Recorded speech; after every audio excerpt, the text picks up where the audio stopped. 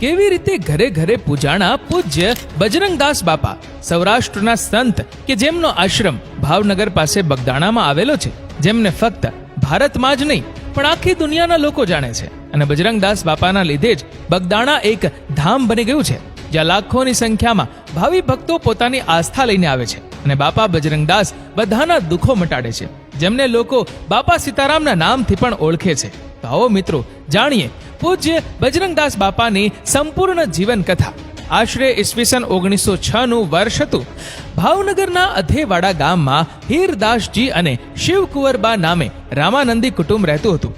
શિવકુંવરબા સગર્ભા હતા ત્યારે તેઓ પિયર જતા હતા અને રસ્તામાં તેમને પ્રસવની પીડા ઉપડી. તે સમયે ત્યાં બાજુમાં ઝાંઝરિયા હનુમાનનું મંદિર હતું. આજુબાજુની બહેનો તેમને મંદિરની ઝૂંપડીમાં લઈ ગઈ. હનુમાનજીની આરતીના ઝાલરો રણકવા માંડ્યા અને એવા શુભ દિવસે એક બાળકનો જન્મ થયો. રામાનંદી સાધુ હોવાને કારણે નામ રાખ્યું ભક્તિરામ.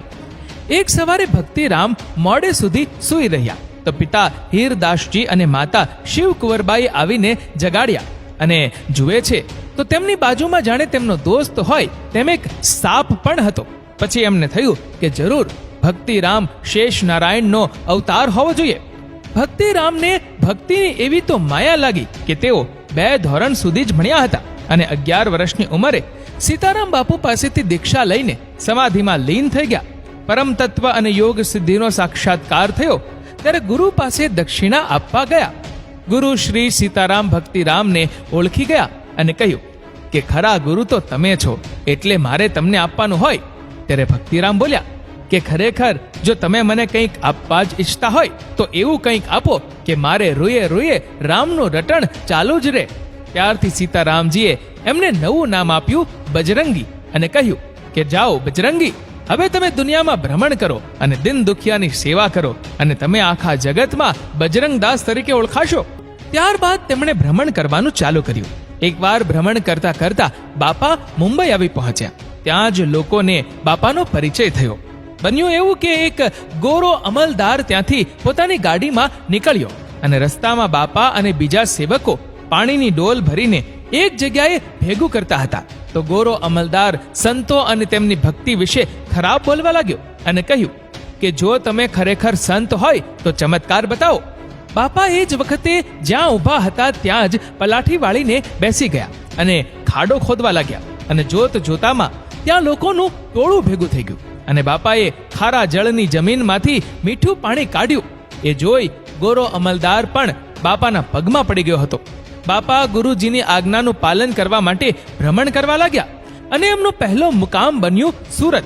તેઓ ચાલતા ચાલતા હણોલ ગામે રણજીત હનુમાનજીના મંદિરમાં 7 વર્ષ રહ્યા. બાપાના ભ્રમણ દરમિયાન તેમના હાથે ઘણા ચમત્કાર થયા, પણ બાપા તો ફક્ત એક જ વાક્ય બોલતા, જેવી મારા વાલાની મરજી. ભ્રમણ કરતા કરતા બાપા બગદાણા આવ્યા ત્યારે તેમની ઉંમર હતી 41 વર્ષ. ત્યાં બાપાએ ત્રિવેણી સંગમ જોયો. બગદાણામાં બાપાને 5 મૂળ તત્વ જોવા મળ્યા.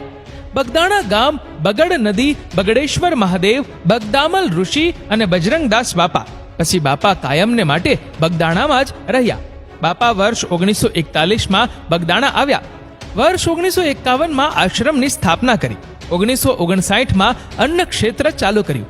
1965માં આશ્રમની હરાજી કરીને ભારત અને ચીનના યુદ્ધ વખતે લશ્કરને મદદ કરી. ત્યારથી ભક્તિરામને આખા જગતમાં બાપા બજરંગદાસ અને બાપા સીતારામને નામથી ઓળખવા લાગ્યા.